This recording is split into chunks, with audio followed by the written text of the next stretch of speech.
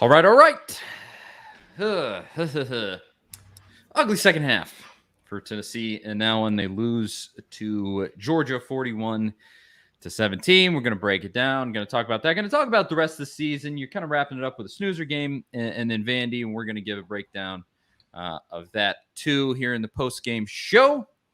But I am Charlie Burris. That is former Vols quarterback Jonathan Crompton. Going to give his take. I think a lot of people were wondering after this one about Hooker. He's going to give us his take on that. And with everybody starting to get in here on the show, I'll say welcome in to the A to Z Sports Big Orange Game Day post-game reaction show. Again, Charlie Burris, Jonathan Crompton. Not as fun as last week, Cromp, unfortunately. But, again, was this unexpected? No. Does it still suck? Yes. Yeah, but I mean, look, I don't know. The older I get, the more optimistic I get, I guess you could say, about just life in general. I'm seeing Jeff, dude, I'm with you. That did get ugly. But bottom line is, I think CBS said it perfectly. And there was 11 starters, not just, hey, this guy left. 11 starters that are playing and not just filling in time for other teams that left. What we're doing with what we have is phenomenal. Now, in the second half, this is just me. I'm a high-risk, high-reward guy. I love the fourth down. Go for it on the first drive. I don't like the play call, though. But I love the idea to go for it. You know what I mean? I wasn't crazy about the play call.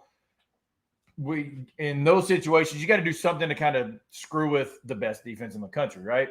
I don't mind if you roll them, but do it maybe like a half roll. But instead of setting everybody down and just trying to run a flat route, maybe do a little sit and go up the middle because there's no safety.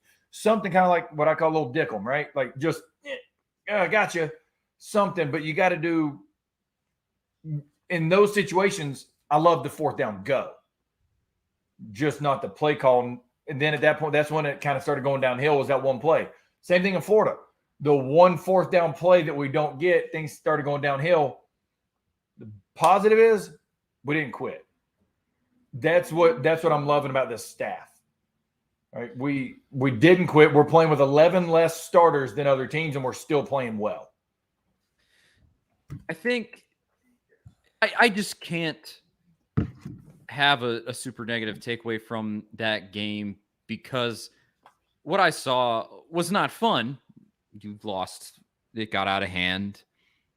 But you look at the situation overall. Let's start here. Hey, you scored more points than anybody else against Georgia this season. You scored 17. Most have never been scored against them was 13. That's something, I guess.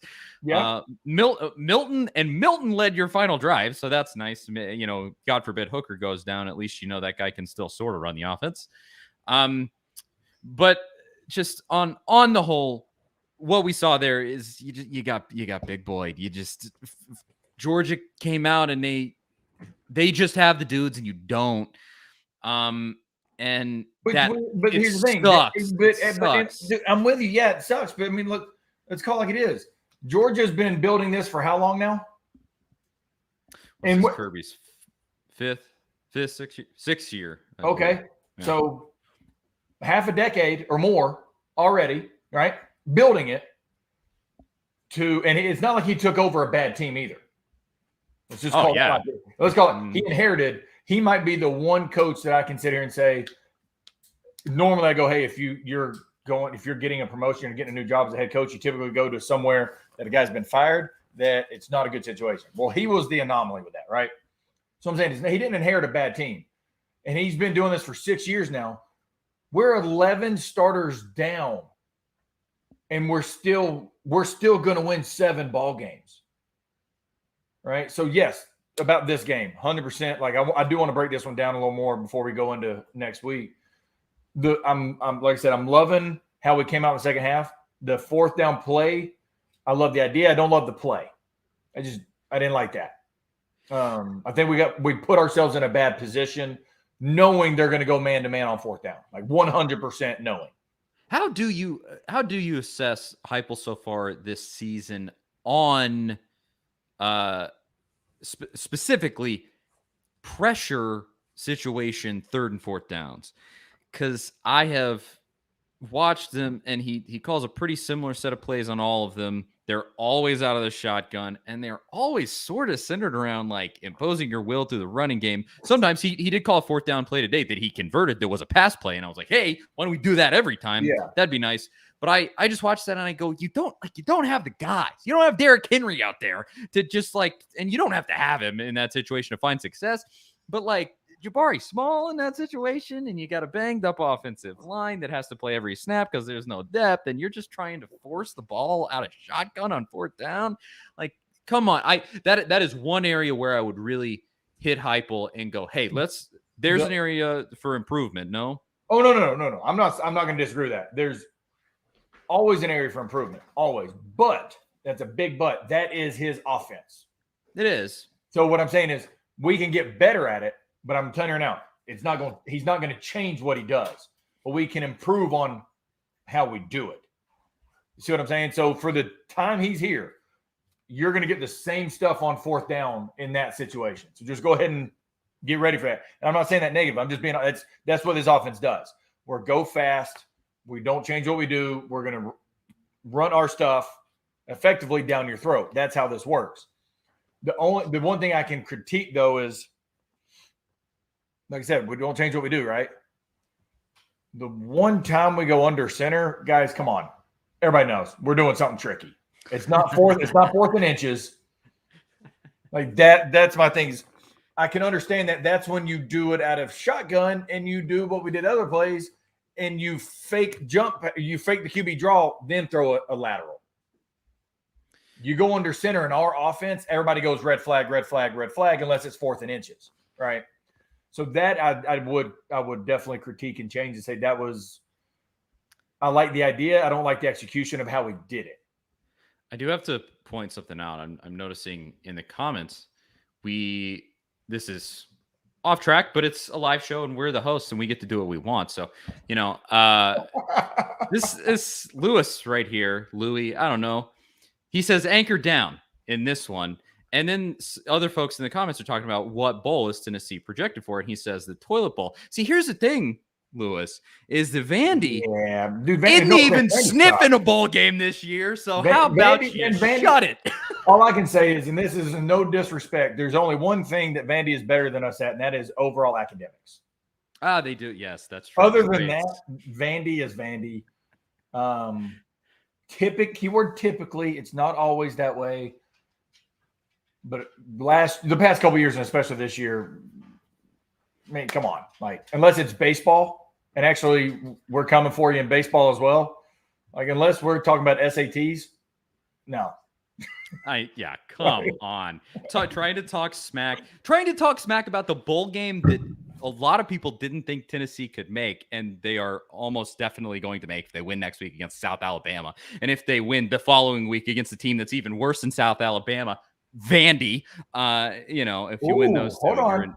We're gonna keep going with this.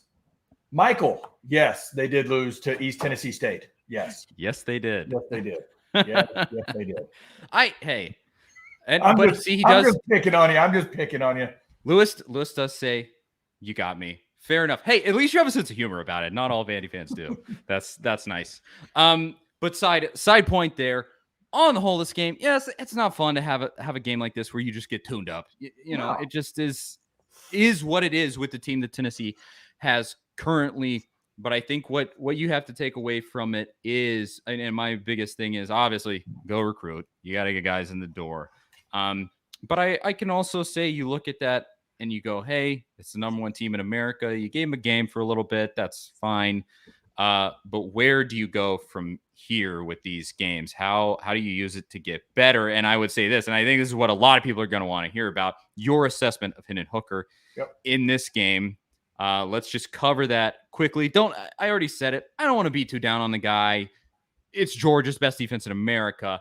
But how do you assess his performance today? Honestly, I mean, he was, what I'd tell you, are they 65%, 244 yards passing, touchdown. I went over the interception at halftime, but just kind of retouch on that.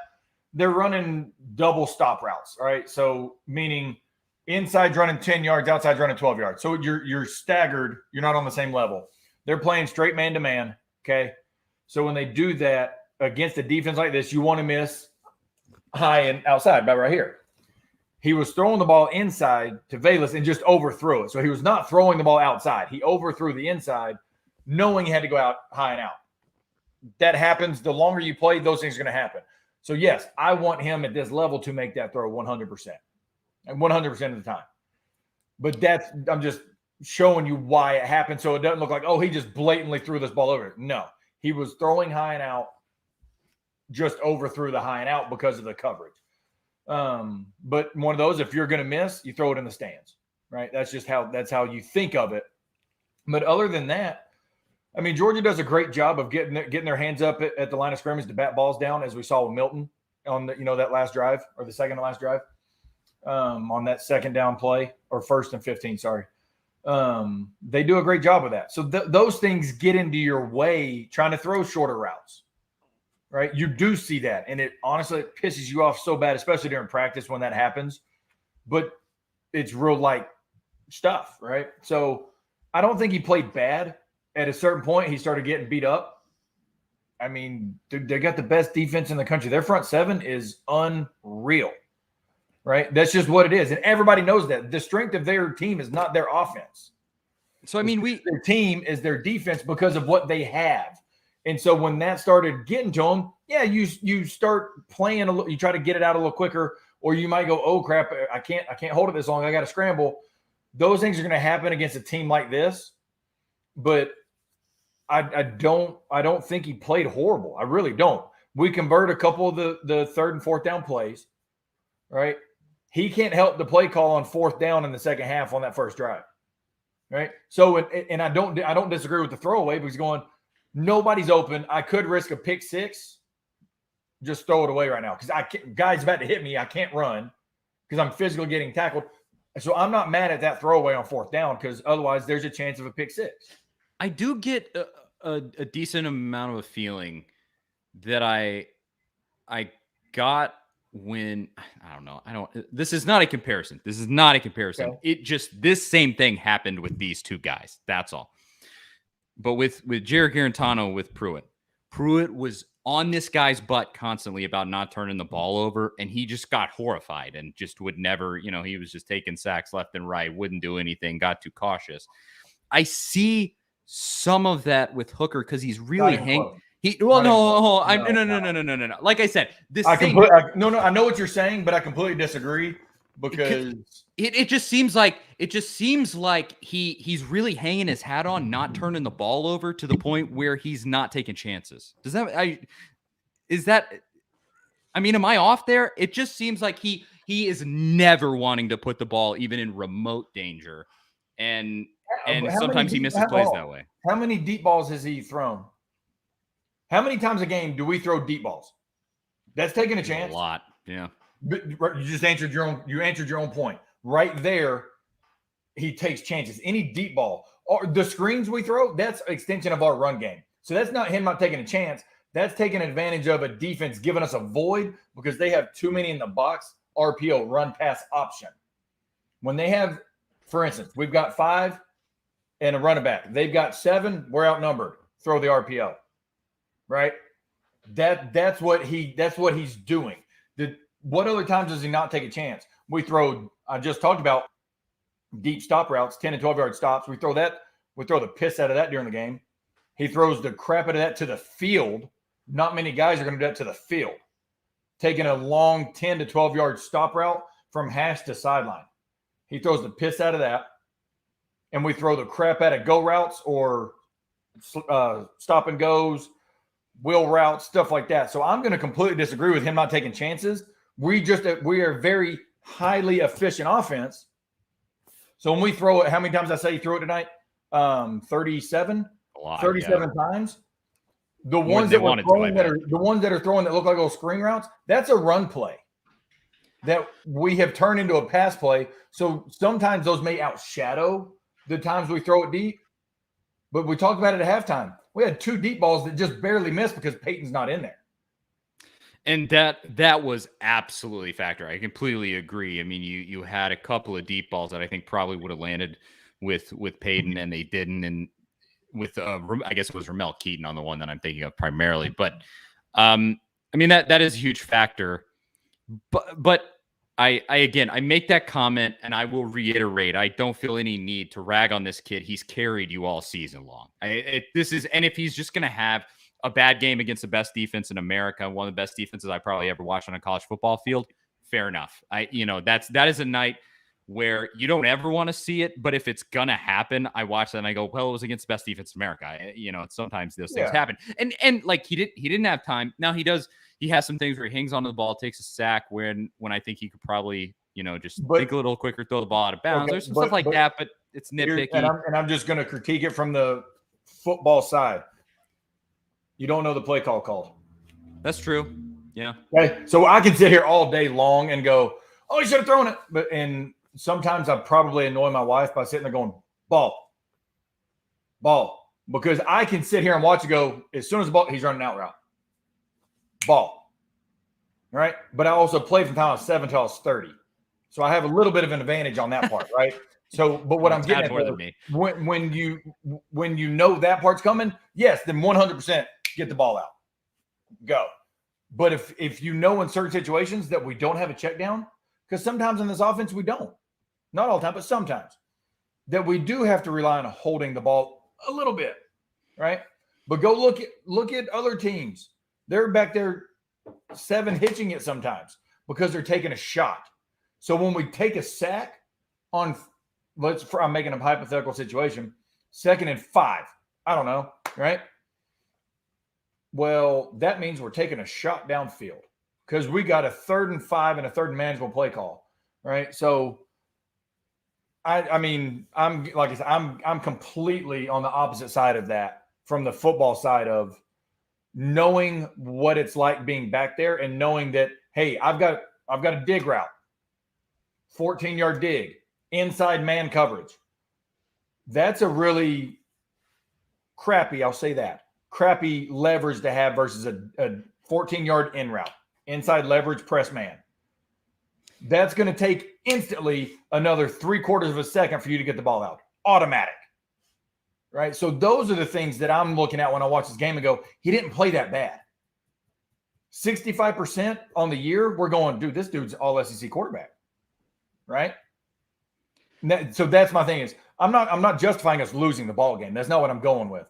I'm just saying from his standpoint, the dude played really well. He throws a great deep ball. We complete a lot of deep balls, right? But also understand a deep ball. Do you know what the completion percentage for a one-on-one go route is? Typically, no idea. About 34%.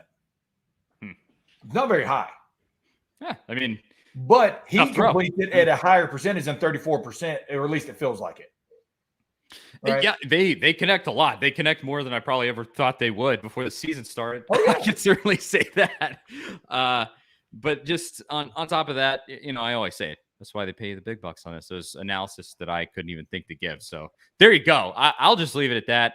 I don't watch that and go, Hooker's going to be some kind of a problem from here on out. I think against South Alabama, against Vandy, I expect him to switch right back to just being able, when you're facing a team that can't tee off on you with 4 guys on their defensive line and cover everybody that you have on the field so effectively like Georgia did in that game, things are going to become easier. Things are going to open up even more things. And even during that game, you still had things open up, even against best defense in America. So, I just, you have to take that game with the giant, you take it with a grain of salt that it you deserves. take it with a grain of salt with the fact of how many defensive guys on Georgia right now are going to get drafted in the top 3 rounds in the NFL draft. Like all of them. Okay. Most of them. I promise you, I'm not making excuses. You play, remember, you play to win the game, right? As a competitor, you play always to win. But I'm just saying, let's call a spade here. Look at, and we kind of talked about this pre-show, Charlie. I saw a comment earlier, and I wanted to kind of touch on it, and I've lost where it was. So whoever said it, I am sorry that I did not give you credit for this. Saying if Mel Kiper, which side note, god awful on his rankings, has him ranked in the top 10 QBs or top 5 QBs, he's going to leave, right? No. Here's my counter side. We talked about this. Kenny Pickett, and I say this meaning in Hooker's side to come back. Kenny Pickett was projected as an undrafted free agent after last year. They're projecting this dude as arguably the top 1 or 2 quarterbacks drafted now because of that 1 extra year of development, right? So you get Hooker, and I'm not saying he's going to be a first-round draft pick. I don't know. I can't predict the future, right? I'm just saying you give him another year in this offense, right? Another year of maturity, another year of throwing and playing with these guys. We're going to win. We're going to win a lot of ball games next year, and people are going to go, "Oh, damn!" Like, okay. And if that happens, then you get a young QB to develop, and we're going to compete for the SEC in another 2 to 3 years. You got a lot to sell any guys that are even on the fence about coming back. You got a lot to sell them. And that's good. And especially Hooker. I think you're exactly right. Another year. I am almost across the board a guy who says when the opportunity to go to the pros comes, you got to take it because it's a minute amount of time, but you have to be as good as you are in that young age. You know it well. And so I'm like, go. But I really do look at Hooker and I go, if you stay another year, I think you can vault yourself up draft boards and really be a valued prospect. He can be a top 3 round draft pick next year if he comes back and plays this consistent all year long. So I guess to Allen, I think he comes back because the question was asked, do I think he comes back? I think he comes back next year personally. If I'm him, I'm 100% coming back to have another year in this system. Just like I said, and the only reason why, I guess kind of what would change my mind is Kenny Pickett. Like, exhaust all your options of talking to people, you play at Tennessee, you can get the Mannings to call people. You know what I'm saying? To call people and get a feel. They did it for Kenny Pickett. He don't play at Tennessee, right? So you can do that. You can get these things out there and kind of throw some fillers out there. And if it's not what you want, come back and play lights out like he has. Dude, he's still 65% completion percentage tonight. We got stacked in the wrong times, I guess you could say. That's kind of what makes it a little harder to swallow is we are in the position on certain drives to make a run. And whether it was like I said, a play call that I didn't like or something or a sack, a good blitz by Georgia that kind of caught us off guard, something like that. And it was like, damn, there went the air out of that balloon, right?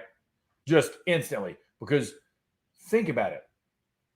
We were able to move the ball on them. I mean, it's just bottom line. I mean, we threw for 332 yards tonight. Yeah. So it's the best that anybody's played against Georgia. We still showed we can move the ball. Our guys are there. We're just lacking the depth because the 11 guys left. That is a whole offense or a whole defense of starters. Like, that's what I keep going to. And, and obviously, yes, Georgia is really good. I'm not going to say they're not. Are they beatable? 100%. I think tonight we showed that two things. Yes, Georgia is beatable with certain types of we had second play of the game, we had them for a touchdown, right? Like wide open. They're beatable. And then also that it's going to take a lot to really beat us in 2 years. I hope so. And it all comes down to getting dudes in the door. We got to move on to the last part of the show, but I do want to address this really quick. David says, y'all talk offense all the time, but defense needs to be the number one priority. I'm not sure you're going to, I would tend to agree because with this offense, you're going to score points. I've been saying a lot that we need linebacker depth. We do. We need it because our guys run sideline to sideline so often that they get gassed. We need that. To me, that's my number one priority. Is I'm going linebacker in the transfer portal or recruiting, I'm trying to find 2 linebackers at Sam, Mike, and Will apiece. I mean, I think you could say pretty easily, if you still have Crouch and Toe in this defense, this is a totally different set of players. That's what I'm saying. It's that simple if you can get two dudes that Well, think about it. All right, watch this. You keep Eric Gray and Ty Chandler plus our guys. Think about how fresh everybody is. That's a stacked running back room. But that's all I'm saying. Is like, I'm not making excuses. I promise you. I'm just saying from the realistic standpoint, we're playing lights out for the whole year for what we've had. Yeah, you just that's how close you are. I think that's exactly. And that's what I'm saying. I'm calling it November 13th at 7:58 p.m. Eastern time. In 2 years, we're in the SEC championship game. Wow. Okay. I like the confidence. Calling it. I mean, good Lord, I hope so. Man, this fan base deserves it so much. It's just putting up with the crap of the last 15 years. So hopefully Heupel can deliver. I'm going to ask a question to LeBron Maddox. How am I making excuses for how Tennessee played today? Did I not just say it was unacceptable? But the bottom line is we're undermanned. So please explain this to me, LeBron Maddox. I would love to hear your input on I sound like myself making excuses. I would love to hear your input. But like, does anybody in this situation, do you just want to hear us like rag on like individual this went wrong and this was bad and that? Nobody wants to listen to that. I would love to hear their input. Yeah, come on. But with that said, we do have to move on to the second part of the show here. And I'll say to everybody that's watching, thank you so much for everybody that's tuning in. We're getting great responses in the comments. Obviously, we're responding, having a good time here. I'll ask everybody, try to go a little outside the box this time and just ask one word about how you're feeling about Tennessee football right now. It's a little weird because this game sort of hits you with reality. It's not there yet. But you're probably going to win 7 games this year. So what's like one word that you would use and just go, this is how I'm feeling about Tennessee football. I like this. People can get creative with this. We'll see what they say. But before we get to everybody's responses in the comments there, let's just say this show, the Big Orange Game Day post-game reaction show, is brought to you by all the other content at A2ZSports.com. Go over to A2ZSports.com. Got plenty of Tennessee coverage between myself, Zach Reagan. The boys talk about them on the A2Z Sports Morning Show, the main show. I mean, there's Tennessee coverage all over the place over there, including my podcast that I host every week, and it drops on Mondays. It's called the Big Orange Podcast. Just type that in on Spotify, iTunes, and it's myself, my fellow A2Z writer, Zach Reagan, and we go a little bit further in depth than Cromp and I can here. We get a longer amount of time. We go deeper on everything. And so the Big Orange Podcast is there for you if you want more after this. And then just go to A2ZSports.com. And even if you're a Kansas City Chiefs fan, they got coverage of Kansas City now. Dallas Cowboys fan, they got Cowboys coverage, Titans coverage, Predators coverage. They got it all. Everything. Got it all. A2ZSports.com and the Big Orange Podcast. Go check it out. And thanks to everybody who is watching. Let's see what we got. One word to describe just how you're feeling about Tennessee football right now. A sort of a loss that smacks you in the face with reality, but also I think a lot of people are feeling pretty decent about the team. So let's see. Ben Hall says hope. Jordan, optimistic. Chris says apoy mio, but I assume that means optimistic. I'm gonna go. Why you gotta do them like that? See, he corrected right here. Optimistic. Thank you, Chris. Okay, come on. You know what he meant. Come on. Sorry, Chris. Chris, I'm sorry, Chris. I'm sorry. I like this response. Samantha Grimm, invested. I like that one. Got another optimistic from Bradley. Intrigued by Jay. I feel that one. Todd says confident. Hope. Well, I lost it, but Terry said hopeful. Randy says thrilled. Mark Jones says ascending. We got a bunch of responses, but one word to describe how you feel about Tennessee football right now. I'll throw it to you. Well, I'm kind of, you know what, Mark? I knew we were friends because my word was ascending, and then you had to throw it on there the last one, Charlie. So, because I like the direction we're going. Obviously, we have a lot to correct. But guess what? Like I said a few weeks ago, I think I said it on here. about how Nick Saban, or might have been just been you, me and you, Charlie, where when he was at Michigan State and LSU, he was more happy after a loss because there's more to correct. There's always stuff to correct, even after a win. So that's the thing is, but I see the direction we're going. That's why really, to me, the first word that came to mind was ascending, kind of like ascending uphill. So I didn't know if I wanted to go uphill or ascending, but I think we're in the right direction. Josh drops in with finally. Steve says excited. Jimmy says hyped. I would say what's different. I think that is the word that I would use because this I like that. feels different from just everything that you had with Bush and Dooley and Pruitt and just the slog of everything that was. This feels different. It feels like a different level of a coach that you get in Heupel. He came in with a level of competence that you did not see with Pruitt from the very beginning. Clearly, he's been a coach before, and now you're just seeing them actually compete when they probably, quote unquote, shouldn't. And so I would say different. Like it just you're seeing things that you didn't see with coaches in the past, and I'm encouraged by that while also acknowledging like I do have some criticisms for Heupel. We said third and fourth down play calling, some stuff like that. But if you go, hey, you get better players in here, you live, you learn. He's still learning how to be a head coach in the SEC. I think it's uphill from here. Sorry, I'm laughing at you. This comment, oh my God. I know you see it. Let's see.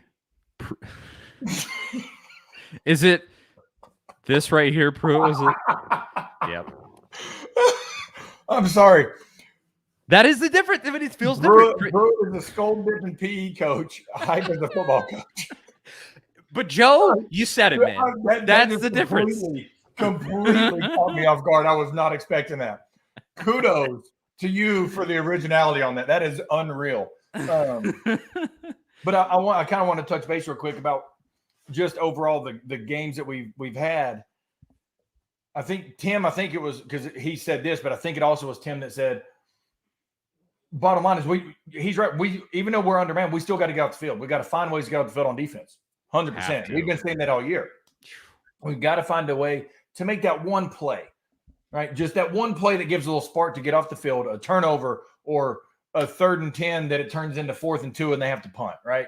Something. But I say that to say we haven't quit on our coach. Florida has 100% quit on Mullen. I think. It's bad. Oh, they scored 70 points today, blah, blah, blah. Dude, they played Samford. Like, Samford put up 52 points on them. Right? So I guess what I'm getting at is the positive mindset of, and that's kind of why I'm going to reiterate, ascending. We haven't quit. You may beat the dog piss out of us, but we're still going to fight till the end. And we haven't seen that in how long? Right? That's what I'm loving to see. So, Tim, thank you for that comment, though. You get into like the minutia of dipping here. Pruitt was definitely a dip pouch beta boy. He's not man enough to go with that long cut. Oh my God. We opened up a can of worms. For the folks that know, with that we comment. Up a can of worms. But I liked it. That's sorry. Funny stuff. You never know what's going to happen here in post-game, guys. I like it though. Thank you to everybody that commented there. Again, it was just one word to describe how you're feeling about Tennessee football so far with Heupel. You are facing the realism of this situation where you don't have the horses yet to hang with the number one team in America, but you do have them to hang for a half, quarter and a half. With Alabama, it was 3 full quarters. Just keep on that uphill trajectory, and I mean, get every warm body that you can in these doors. That's going to start becoming a discussion that we're having soon. Is recruiting? Where's the movement with Heupel so far on recruiting? Oh, I think if he's anything in recruiting like he is as a coach, he's going to go balls to the wall. It's just I hope so. But I hope so. I'm kind of going to go back and make more excuses, I guess you could say. I guess this is what I do, so I might as well just go ahead and prove the point, right? The thing with us, look at Clemson. Clemson's got how many 5 stars? How many all blah, blah, blah. Dude, Clemson couldn't go out here and score 3 points against Georgia and then goes on and plays in the ACC, right? Put up 14 against Georgia Tech, right? Put up 21 against NC State. Bottom line is it doesn't matter your stars of recruits. Can you develop players? Clemson has finally shown that their development's not really ever been there. They just had dudes that were like actual dudes. And those dudes are gone right now. We actually have coaches that can develop players right now. Or at least it seems that way. Time will tell. All right. So I guess, I'll make some more excuses for us on why I think that we're in the right direction. So thank you, LeBron. I mean, I just think about the difference in feeling for a coach that you've seen evidence of development and a coach where you haven't. I mean, Pruitt, nothing. Butch, nothing in terms of development. But then I think how differently I think about like a Rick Barnes, where his entire career at Tennessee has been, taking a 3-star in Grant Williams and he turns into an absolute superstar. Admiral Schofield goes from suspended and, nearly off the team to a superstar. Like he has hung his hat on that. And now you watch Rick's team and you go, okay, it's not there yet, but it's going to be there. And just to be able to say that with confidence is so nice. And I would say I have the inkling of that with Heupel, because I just think like Hooker is a prime example where it's a dude who was doing diddly squat at Virginia Tech and he's come here, he's playing like a champ. So that gives me serious hope for the future. And again, why I kind of say like my one word was different. It feels different. I like that your word was different though, because that's outside the box. You know what I mean? And in a positive way. Like I think that's a really good word, because kind of touching base to a couple of questions about recruiting. Obviously, I don't know the recruiting plan, but like I said, if he's anything in the recruiting world with a full off season of recruiting, which we haven't seen, like he is on the game field, where we're going to go and we're going to fast break basketball style, run 80 plays a game, then I'm really encouraged by it, because he's not going to take no for an answer, even if they're committed somewhere, because they're still free to be recruited, right? You can flip guys all the time. And I think this staff has that mentality. Could be completely wrong, but that's just how I look at it, where we got to start close to home and keep talent close to home, right?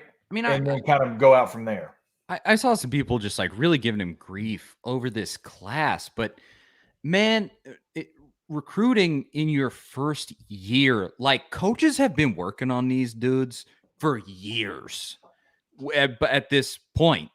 And like I saw somebody say like he's only got one of the top 15 players in Tennessee right now. I mean, again, yeah, it's Tennessee, it's in-state. You want to get as many guys as you can, but like just think like going all the way back. The coaches have been talking to a lot of these dudes since they were freshmen in high school, and Heupel got here not even a year ago. I mean, I am for this first recruiting class, I will give him a little grace. You got to pick it up though, especially with these NIL rules, stuff like that. You're going to give leeway?